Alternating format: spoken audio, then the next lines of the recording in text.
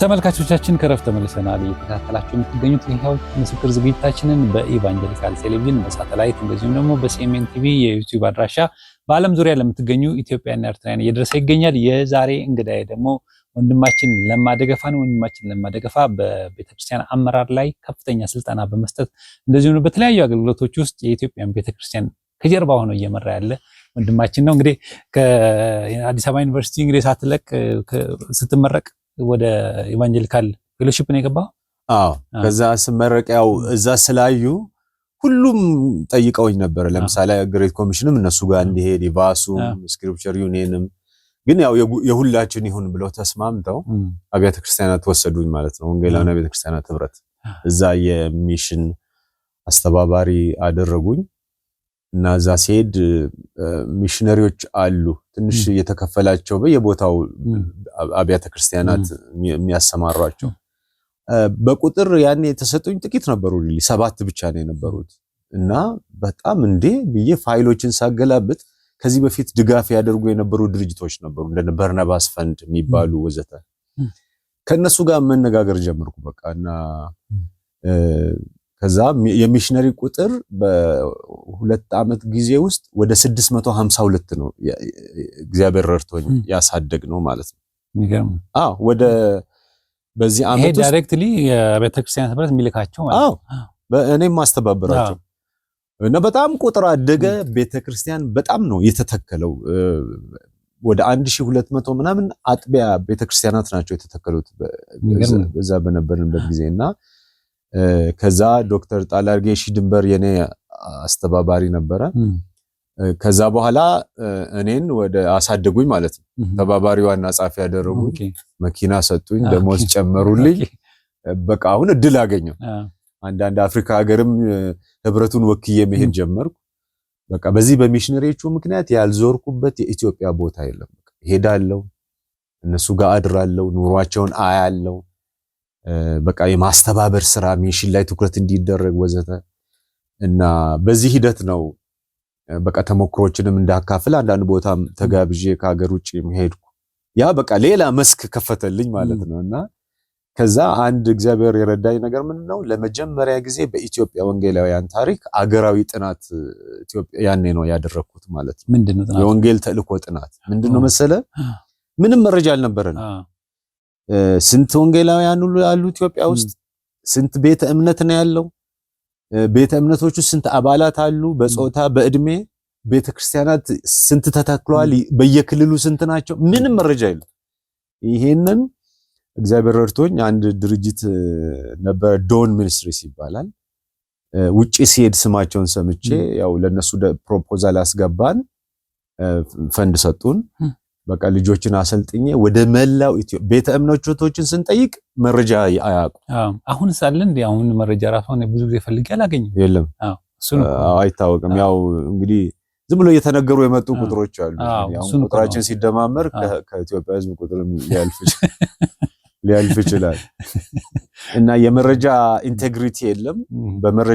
በመረጃ መርም አይደለም አመራሩ፣ ዝም ብሎ ልማዳዊ ነገር ነው የመጣው እና እሱ በቃ ችግር ሲሆን ቤተ እምነቶች ጋርም አልተገኘም። ስለዚህ ቀጥታ ወደ ኢትዮጵያ በሙሉ ወጣቶችን ማሰማራት ነበረብን። መላው ኢትዮጵያ እሁድ እየሄዱ የቆጠሩ ስልጠና ሰጠናቸው። ከዛ መጡ። ከዛ አትሊስት በቃ አሁን ኢትዮጵያ ውስጥ እኮ እንደመጀመሪያ አሁን ብዙዎቹ ያውቃሉ ሚሽን ላይ ወንጌል አገልግሎት ላይ የሚሰሩ ያ መረጃ ነው ያለው። የመጀመሪያ መረጃ ኢትዮጵያ ላይ ተጠና። ታሪኩን ማጠናው ህብረቱ እንዴት ተቋቋመ፣ ወንጌላውያን እንዴት መጡ፣ ከዛም ደግሞ እንዴት ሆነ፣ በየክልሉ ምንድነው ያለው ስብጥር፣ የአባላት ቁጥር ከህዝብ ጋር ሲነጻጸር የት ደርሰናል፣ እንደገና ወንጌል ያልደረሳቸው ማህበረሰቦች እነማን ናቸው፣ ስንት ነው ብዛታቸው፣ ስማቸው ምን ይባላል፣ የት ነው ያሉት። ይሄን አሳተምኩ ማለት ነው በእንግሊዝኛና በአማርኛ። አሁን የመረጃ አለ።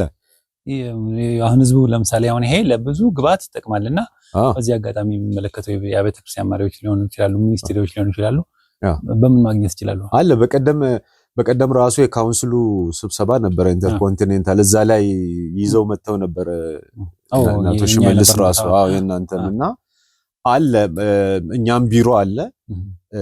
በተለይ ወንጌል ላይ የሚሰሩ ያውቃሉ ብዙዎቹ ተሰራጭቷል በደንብ መሪዎችን ጠርተን ነው ለሁሉም የሰጠነው ግን አልተደሰቱም አንዳንድ መሪዎች ለምን ሁሉም ቁጥራችን ከዚህ ይበልጣል እሺ ስንት ነው የሚበልጠው በቃ ይበልጣል ይሄ በጥናት የተመሰረተ ነው እንግዲህ ሳይንቲፊክ በሆነ ማለት ነው እና እሱ እንደ ቤዝ ላይን እንደ መነሻ በጣም አንድ እሱ በቃ ከሱ ተነስተን ብዙ ስትራቴጂ ነው ያስተካከል ነው ሚሽነሪዎች ወዴት መላክ አለባቸው ምክንያቱም አንዳንድ ቦታ ላይ ክምችት ነበር አንዳንድ ቦታ ጨርሷል ነበር እሱን በቃ መሪዎችን ስልጠና በመስጠት እኛም ደግሞ በህብረቱ በኩል ምልካቸው ሚሽነሪዎች ወደዛ ትኩረት በማድረግ በተለይ ወንጌል ያልደረሳቸው አካባቢዎች ላይ ለመጀመሪያ ጊዜ የመሰንጠቅ ሁለተኛ ምዕራፍ ውስጥ የገባ ነው ከዚህ ጥናት ተነስተን ነው አዎ ግን ይሄን ጥናት አሁን እንደ ኢንስቲትዩሽን ማድረግ ይቻል ነበር እንደ ዲፓርትመንት አንድ ተላልቀ እንደ ቤተክርስቲያን ለምን አልቀጠለም አዎ ያው ምልህ በቃ ሰው ይፈልጋል እንዲያውም ያኔ ብዙ ሙከራን ነበርና መረጃና ጥናት ላይ የሚሰራ ክፍል ይቋቋም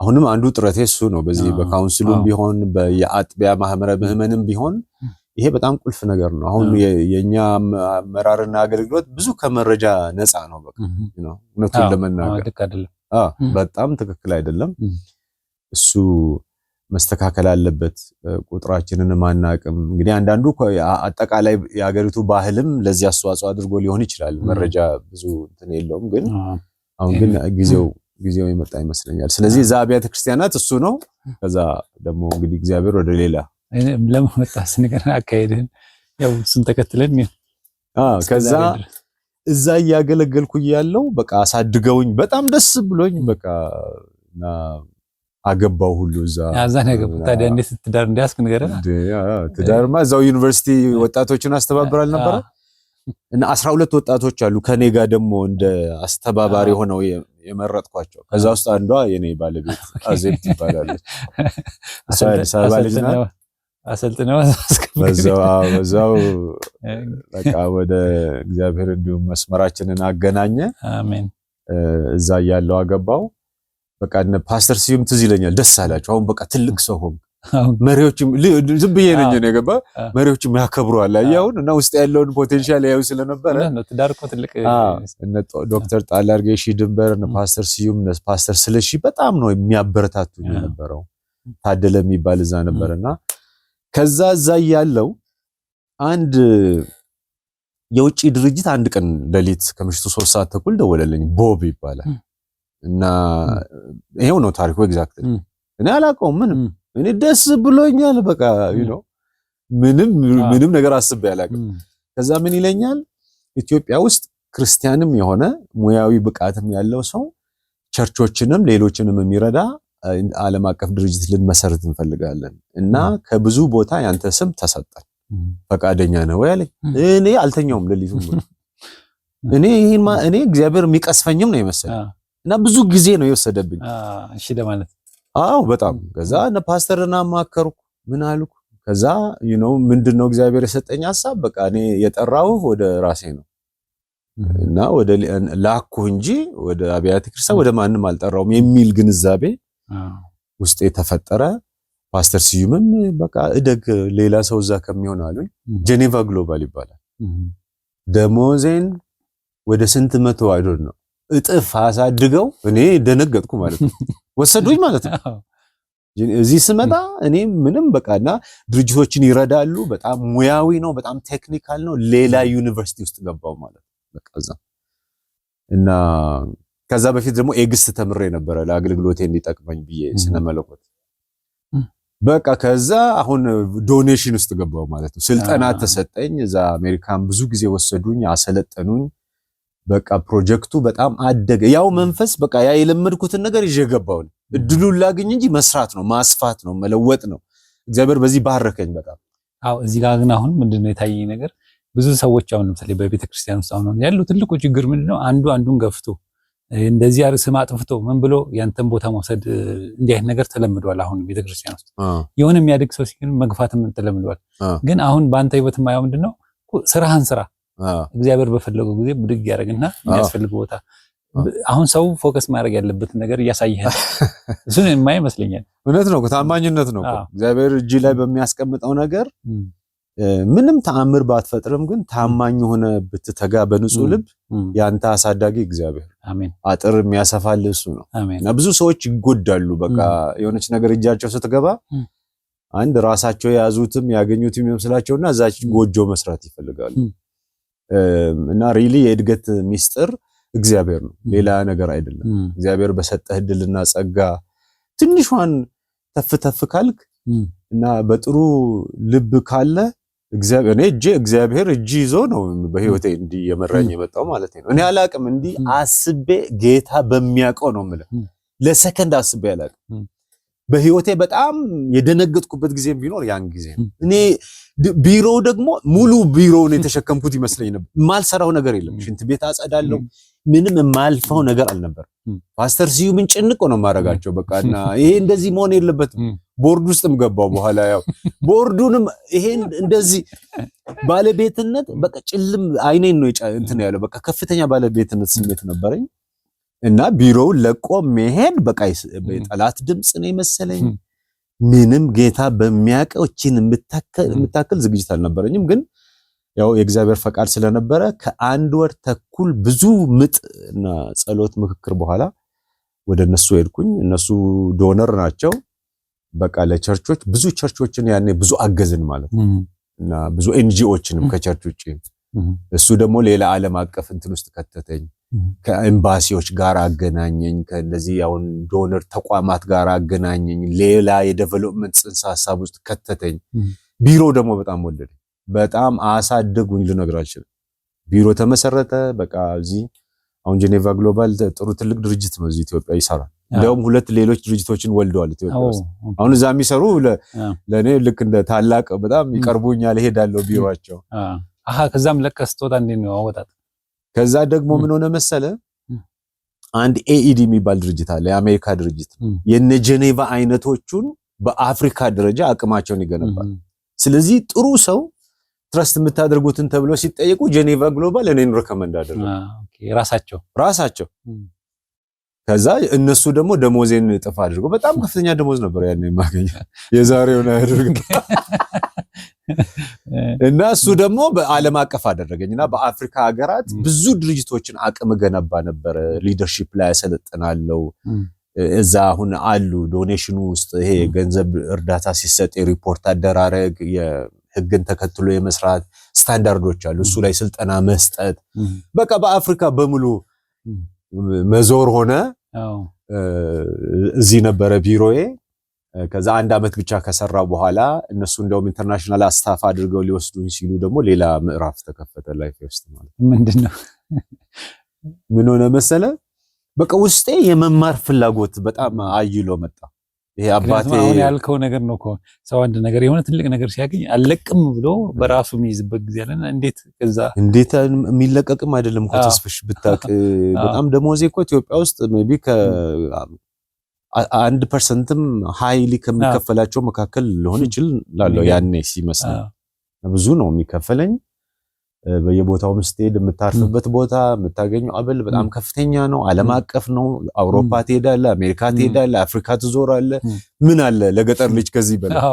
ግን ውስጤ በጣም በቃ አባቴ ድሮ ያው 2 አባቶች አሉኝ። አንዱ የወለደኝ ነው፣ ሁለተኛው ጌታ ነው። ስለዚህ እንደፈለኩ መኖር አልቻልኩም ሪሊ። እና እግዚአብሔር እጅም ይዞም ጆሮ ይዞም መርቶኝ ያውቃል። እውነት ነው። ክብር ለኢየሱስ። እና እዛ 1 አመት እንደሰራው ሞምባሳ ስልጠና ስንሰጥ ቆይተን የኔ ስራ ኃላፊ ኢንተርናሽናል ቢሮ ስር እንድትሰራ ወስነናል ብሎ ጆብ ዲስክሪፕሽን የተሻሻለ ደሞዝ ሰጠኝ። ቁጭ ብለን ማለት ነው። እነሱ በቃ ይወዱኛል። ከመስራት ውጪ ማቆም ምንም ነገር የለም። ሰው ወዳለው ስራ ሰራለው፣ ተማሪ ነኝ በቃና አብዞርቭ ነው የማደርገው ነገሮችን። በጣም በእኔ ተደስተው እንደሱ ሲባል እኔ ውስጤ ያኔ ተጨርሷል እና ነገርኩት ማለት ነው። እኔ በቃ ከዚህ በኋላ ትምህርት የሚል ውስጤ ስለመጣ ትምህርት በጣም ተገረመ። በእውነት ያ ሰው እስከዛሬ በጣም ጓደኛዬ ነው። በቃ ፕሮሞት ያደርገኝ አላየውም እንደዚህ ምናምን ሲለኝ እኔ ጌታ ነው በቃ እኔ በጌታ እጅ ነው ያደረኩት። እና ህይወቴም ብዙ በአብዛኛው ከጌታ ጋር ነው የማያይዘው። ብዙ የገንዘብ ሰው ማለት ነው ዛሬም በፊትም ነው መማር ፈልጋለሁ አልኩኝ። አሜሪካ ሀገር ለትምህርት ሄድኩኝ። ቤተሰቦቼን ይዤ ሄድኩ። 2 ልጆችንና ባለቤቴን ይዤ ሄድኩ። እዛ አንደኛው ልጅ እዛ ነው የተወለደችው። እዛ ዩኒቨርሲቲ ዳላስ ነበርኩ። እዛ ተማርኩ። እዛ ደግሞ በጣም በከፍተኛ ውጤት ተመረኩ። በ4 ፖይንት ተመረኩ ማለት ነው። በቃ ደስ አለኝ በጣም እና ግሬዶቼ ሁሉ ከኤ ፕላስ ናቸው። ኦልሞስት 80%። ዩኒቨርሲቲው በጣም ወደደኝ እና እዛ እንዳስተምር እድል ሰጡኝ። ምን ተማርክ? እዛ የፐርፎርማንስ ማኔጅመንት ነው የተማርኩት እና የዩኒቨርሲቲው አምባሳደር አደረጉኝ። አሁንም አምባሳደር ነኝ ለዛ ዩኒቨርሲቲ። አሁን ራሱ አምባሳደር ብለው ሾሙኝ። በከፍተኛ ውጤት በማዕረግ ተመረኩ ምናምን። ግን ምንም እኔ እዛ ማደር አልፈለኩም በቃ። እና ብዙ ሰው ተዋወቅኩ እዛ፣ ብዙ አገልግሎት ልብ ያላቸው ሰዎች ጋር ተዋወቅኩ። እዛ ሆኜ መጽሐፍ ጻፍኩ። የመጀመሪያ ሊደርሺፕ፣ ከዚህ ከሪሰርቹ ቀጥሎ ሊደርሺፕ ሊቪንግ ኤንድ ሰርቪንግ የሚል መጽሐፍ እዛ አሜሪካ ሆኜ ነው የጻፍኩት። እሷውም በጣም ትልቅ መጽሐፍ ነው። በእንግሊዝኛ ጻፍኩ። በእንግሊዝኛ ያው እንግሊዝኛ መቀላቀል ያስፈልጋል። እውነት ነው። ኢትዮጵያ ውስጥ ደግሞ እንግሊዝኛ ካልቀላቀል ከሰው አልተማረም ይላል። እሱ መጽሐፉን ትልቅ ነው። አሁን በብዙ ኢትዮጵያ ውስጥም ብዙ ኮሌጆች ይጠቀሙበታል። የኛዎቹንም መንፈሳዊ ያልሆኑም ኮሌጆች በጣም ሙያዊ መጽሐፍ ነው። ሪሶርስ እዛ አገኝ ስለነበረ ሬፈረንሶችን በደንብ ጻፍኩኝ። 406 ገጽ ነው። አሁን በ7 አፍሪካ ሀገሮች ራሱ እንደ ቴክስት ይጠቀሙበታል። ይጋብዙኛል አንዳንዴ እዛ። ከዛ በቃ ልክ ስጨርስ ከ1 ወር በኋላ መመለስ አለብኝ ብዬ ወደዚህ መጣሁ። ልጆችን ይዘህ ነው ወይስ ነው? ልጆች ይዤ። እሺ ብለው መጡ። እነሱ መጡ። ያው እኔ እንደ ሾፌር ሆንኩባቸው መሰለኝ። አይ እግዚአብሔር ይባርካቸው መታዘዛቸው። እናም ያው እንደ ቤተሰብ አንድ ላይ ነው ሁሉ ነገር የምንወስነው። ሪሊ በተለይ ባለቤቴ ትልቅ ምስጋና አድናቆት ይገባታል። በዚህ መንፈሳዊ ነገሯ በቃ የረጋ የቤታችን ሾክ አብዞርቨር እሷ ናት። እና ልጆቹ ውስጥም ያ መንፈስ አለ። ተመልሰን መጣን። ከዛ እንደመጣው እንግዲህ ያው ከአብያተ ክርስቲያናት ወጣ ነው ይሄኛውን ሚኒስትሪ የጀመርነው ሊደርሺፕ ትራንስፎርሜሽን ሚኒስትሪስ። ከዛ ስንመጣ እሱን ቀጠልን። በቃ በሱ ደግሞ እግዚአብሔር አስደናቂ ነገር ሰራ። አዎ እሱን ንገረንና ያው ባለች በቀረችን ሰዓት ምክንያቱም አሁን ያለህበት እሱ ስለሆነ ብዙ ቤተክርስቲያን እያሰለጠንክ ነው። ሊደርሺፕ ትራንስፎርሜሽን ማለት ነው። ትራንስፎርም ማለት መቼም መገለባበጥ እንደማለት አይደለና እሱ ላይ ትንሽ ምንድነው መሰለ ልብ ያኔ ያችን ጥናት ሳጠና የመጀመሪያውን የቤተክርስቲያናት ጉዳይ በቃ ከልብ አልላቀቅ ያለኝ ምንድነው ከብዙዎቹ ግኝቶች መካከል ገጠር ያሉ አገልጋዮቻችን ያለ በቂ ስልጠና የሚያገለግላሉ እና 52% የኢትዮጵያ ቤተክርስቲያን መሪዎች በኔ ጥናት ያኔ የትም ትምህርት ቤት ገብተው አልሰለጠኑ። 52% ማለት ይሄ ሳይንቲፊክ ይሆነ ማለት ነው። ሳይንቲፊክ አለ ጥናቱ ላይ እና ደግሞ የትም ቦታ ገብተው መሰልጠን አይችሉም። እነዚህ 2ኛ ክፍል 4ኛ ክፍል የትኛው ባይብል ኮሌጅ ነው የሚቀበለው? ግን ቤተክርስቲያን እየመሩ ነው። ይመራሉ ትላለ እንደ ይተክላሉ በቃና በጣም እሱን እኔም ገጠር ስለሆንኩ ማለፍ አልቻልኩም። አንዱ እኔ ራሴ ነበርኩ እውነቱን ለመናገርና ስለዚህ በቃ እነዚህ ሰዎች ማገዝ አለብኝ በሚል ምንድነው ፍላጎታቸው እንደውና ግዝ ቢባል ጥናት አጠናው። እንደገና አስተዳደራዊ ፍላጎት አላቸው። ምክንያቱም ገንዘብ ምናምን ስብሰባ የስነ መለኮት የመጽሐፍ ቅዱስ ዕውቀት ትምህርት ያስፈልጋቸዋል። ህይወትም ደግሞ መምራት አለባቸው። እነዚህ አሁን ሰራተኞች አርሶ አደሮች ናቸው፣ ቅጥረኞች አይደሉም ብዙዎቹ። ስለዚህ ይሄንን የያዘ ካሪኩለም ሰራው። ከዛ ለኤግስት ሰጠው እንዲተቹልን ተቹ። ከዛ ሄድን ዝዋይ አካባቢ ሞከር ነው እንደ ናሙና። ከዛ አዳበር ነው። ከዛ በ4 ቋንቋ ታተመ። በአፋን ኦሮሞ፣ በአማርኛ፣ በኑዌርና በአኟ ቋንቋ። ከዛ በሂደት በ10 ዓመት ጊዜ ውስጥ 200 አሰልጣኞችን በማሰልጠን ለ10 ዓመት ነን ስቶፕ ከትግራይ ኢትዮጵያ አንድ የቀረ የለም ማለት ነው። 10 ዓመት ሙሉ ገጠር ውስጥ ነው የከረምነው። ለዚህ ነው ፈንድሬዝ ያረኩ ስልጠናዎችን ያስተባበርኩ። ከ168724 አገልጋዮችን ነው አሰልጥነን አስመርቀን ሰርቲፋይ ያደረግነው በዚህ መጽሐፍ። የሚገርም ከ62 ቤተ እምነት የተውጣጡ ማለት ነው በመላው ኢትዮጵያ። አንደኛው ላይ ተገኝቻለሁ እና ይሄ ታሪክ ነው። በጣም የሚገርም። ከዛ ጎን ለጎን ደግሞ እግዚአብሔር የሰጠኝ ሌላም ብቃትም ስለነበረ ከቸርች ውጭ ያሉትን ደግሞ ለማገልገል የሆነች ኮንሰልተንሲ ነገር አይሶል የምትባል አቋቋምኩኝ። እሱ ደግሞ አሁን የንግድ ድርጅቶችን፣ የመንግስት ተቋም መሪዎችን፣ ኤንጂኦዎችን፣ መንፈሳዊ ድርጅቶችንም በአመራር ስልጠና ስትራቴጂዎችን በመስራት መሪዎችን ኮች በማድረግ ትልልቅ ሀገር የሚመሩትንም ጭምር ስልጠና ትናንትም ራሱ ስልጠና እየሰጠው ነበር ለሀገር መሪዎችና እሱ መስክ ሰጠኝ በቃ እግዚአብሔር። ስለዚህ የኔ ጥሪ እንደው ሲደመደም የሚያገለግሉትን ማገልገል ነው። በቃ ከኋላቸው ሆኖ እነሱን ማብቃት፣ እነሱን ማበረታታት፣ ጥሩ ሰው እንዲሆኑ። ጥሩ መሪ ጥሩ ሰው ነው። ሰው ጥሩ ሰው ሳይሆን ጥሩ መሪ ሊሆን አይችልም። እና እሱ ላይ ሰውነት ላይ ስብዕና ላይ ማገዝ ነው ማለት ነው እንግዲህ ኑሮ። አዎ እንግዲህ ይሄ እነዚህ በዝርዝር አንተ ጋር አሁን እንግዲህ ያው ኢቫንጀሊካል ቴሌቪዥን ጀምሯል ስራውን። ስለዚህ በቀጣይ የምትላቸውን በሙሉ በዝርዝር በነፃ መድረክም በተለየ መድረክም ሰጥተን እንቀጥላለን። ምክንያቱም ይሄ በጣም ኢምፖርታንት ስለሆነ ማለት ነው። አንተን ሁሉ ሰው ሊያገኝህ አይችልም። በሚዲያቅም በሚሊዮን የሚቆጠር ሰው ያገኝሃልና እንደሱ እናደርጋለን። በዚህ ሂደት ውስጥ እስቲ በህይወት ውስጥ ተስፋ የቆረጥክበት ጊዜ አሁን ምክንያቱም ለሰዎች ያው ምስክርም ስለሆነ በጣም ይሄን ጊዜ ማለፍ አልችልም ያልክበት ጊዜ ያለፍከው በጣም ተግዳሮት የነበረበት ጊዜ መቼ ነበረ? አዎ እንዴው በጣም ተስፋ ቁርጥ ሳይሆን እንደውም ሪሊ ይዞኝ የመጣው ተስፋ ነው። እና እኛ ያደኩበት ጎጆ ውስጥ ብዙ ቁሳቁስ የለም፣ ግን ጥሩ መንፈስ ነው ያለው። በቃ ተስፋ የሚያደርግ ያልፋል የሚል የአብሮኝ ነው የሰነበተው እስካሁን። ግን ብዙ መሰናክሎች እንዳልከው ገጥሞኛል። ለምሳሌ አሁን አንድ በጣም በቃ ፊል ያደረኩት ያኔ ከሃይ ስኩል ሁለተኛ ደረጃ ስጨርስ ኮሌጅ አለመግባቴ በጣም ከባድ ነው የነበረው። እና ገባ ዞሮ ዞሮ ድህነትም አለ ብትፍጨረጨረም እዛ እና እሱ አንድ ትንሽ ዱላ እንዳሳረፈብኝ ትዝ ይለኛል።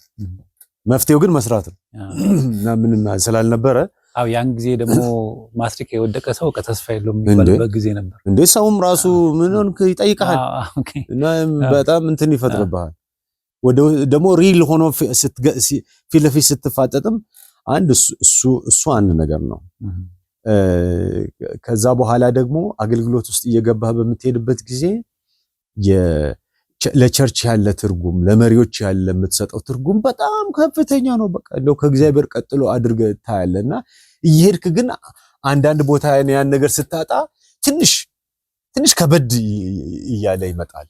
ፍላጎቱ ይሄ ውቅያኖስ የሆነው በቃ ነገርና ሰራተኛ ጥቂት ሲሆን ስራው ብዙ ሲሆን አለቅህ ሲል እሱ በጣም ስትረስ ያደርጋል። አሁንም እሱ ውስጥ ነው የምኖረው። እውነቱን ለመናገር መከሩ ብዙ ሰራተኞች ጥቂቶች ናቸው የሚለው እውነት ነው። ዛሬ ማንን ልላክ የሚለው ጩኸት ዛሬም እውነት ነው።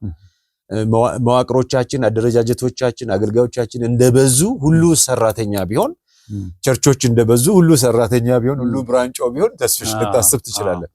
ግን ሪሊ እግዚአብሔር መስክ ላይ ሁላችንም ሊያየን ሲፈልግ ግን እኛው ራሳችን ተመልሰን ደግሞ መስክ ስንሆን የእግዚአብሔርን ጸጋ ስንጨርስ ጊዜ ስንጨርስ እሱ በቃ ትንሽ አሁንም ይታገለኛል እውነቱን ለመናገር እና ምኑን ከምኑ ጋር ትላለህ የሚል የራስም ደግሞ ተግዳሮት አለ። እግዚአብሔር በሚፈልግ ደረጃ አትኖርም በጽድቅም በህይወትም እና እሱም ደግሞ ትንሽ በቃ የኮረኮመ ያው እግዚአብሔር ጸጋ የተደገፍክ ትሄዳለህ እና ብዙ ነው መቼም እዛ ውስጥ ከተገባ ትንሽ ከነካው አይቀር እንደው ትንሽ እግዚአብሔር አገልጋይ መቼም በጽድቅ መኖር አለበት ግዴታ ነው።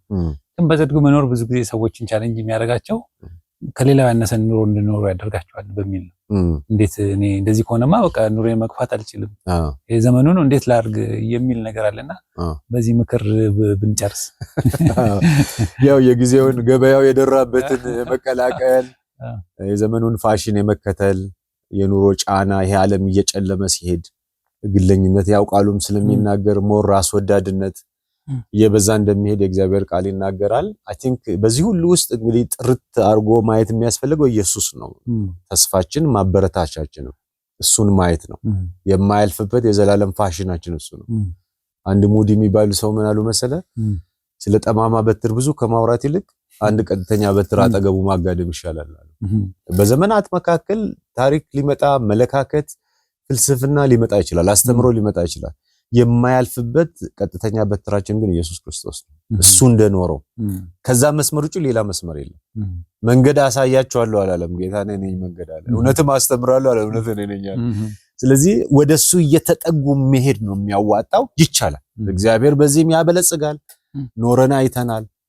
ብልጽግና ደግሞ ገንዘብም አሰችም አይደለም። የአቋም ብልጽግና ነው። ይሄንን ዓለም ከፍ ዝቅ ያደረጉ አቅም ያላቸው ሰዎች ይመስሉናል እንጂ አቋም ያላቸው ሰዎች ናቸው። መጽሐፍ ቅዱስ ያጀገናቸው በጌታ አቋም የያዙ እና ለኔ ጀግኖቼ የበለጸጉ ሰዎች ገጠር በየከተማው ያሉ ብዙ ዋጋ ማንም ሳይከፍላቸው ትኩረትም ሳይሰጣቸው ጌታን የሚያገለግሉ እነሱ ናቸው የበለጸጉ ሰዎች፣ ጀግና ሰዎች፣ ትክክለኛ ሰዎችና ወደዛ ራስን ማየት ነው፣ ወደ ጌታ ራስን ማስጠጋት፣ ወደዚህ ወደ ቀጥተኛው በትር የሚል ነው ምክር። አሜን። እግዚአብሔር ይባርክ። እንግዲህ በቀጣይ በነፃ መድረክ ዝግጅታችን በተለይ የነቢያት አገልግሎት፣ የጸጋ አገልግሎት፣ እነዚህ አስተማሪዎችን አገልግሎት በተመለከተ ራሱ ሊደርሺፕንም በተመለከተ በተከታታይ ፕሮግራሞች ይኖራል። ካንተ ጋር እንግዲህ እሺ ብለኸኛል አይደል? ያው በተመልካች ፊት ቃል ገብቻለሁ። ስለዚህ አብረን ብዙ የምንሰራቸው ስራዎች አሉ። በቀጣይ ደግሞ በነፃ መድረክ ተመልሶ አብሮን ይመጣል። ወንድም ለማደገፋ እዚህ ድረስ መጥተህ የህይወት ምስክርነትን ስለሰጠን በጣም እናመሰግናለን። ይሄ እንግዲህ ለትውልድ ይቀመጣል። በጣም ነው ማመሰግነው ተስፋ። ስለዚህ የተባረከ እድል የሚሰሙ የሚያዩትንም እግዚአብሔር ይባርካቸው፣ ሀገራችንንም እግዚአብሔር ይባርክ። አሜን። ተመልካቾቻችን የዛሬ ዝግጅታችን በዚህ ይጠናቀቃል። ከወንድማችን ለማደገፋ ያደረግነውን ውይይት ወይም ደግሞ ይሄን የህይወት ምስክርነት ለሌሎች ደግሞ እንዲያዩት እንዲማሩበት ሼር አድርጓቸው። በተረፈ እንደተናገርኩት በነፃ መድረክ ተመልሰን እንገናኛለን። የሚቀጥለው ሳምንት ደግሞ በአዲስ እንግዳ ወደ እናንተ መጣ ይሆናል። እስከዛ ድረስ ጻፉልን፣ ደውሉልን። ስትደውሉ ማለት በስልክ ቁጥር እዚህ ላይ ይቀመጣል። አጭር የጽሁፍ መልእክት ብቻ እንድታስቀምጡ ነው። ምክንያቱም የሚደወለውን ሁሉ ለመመለስ በጣም አስቸጋሪ ስለሆነ ነው። ማንኛውም ሳምንት እስከምንገናኝ ድረስ ያደርኩላችሁ።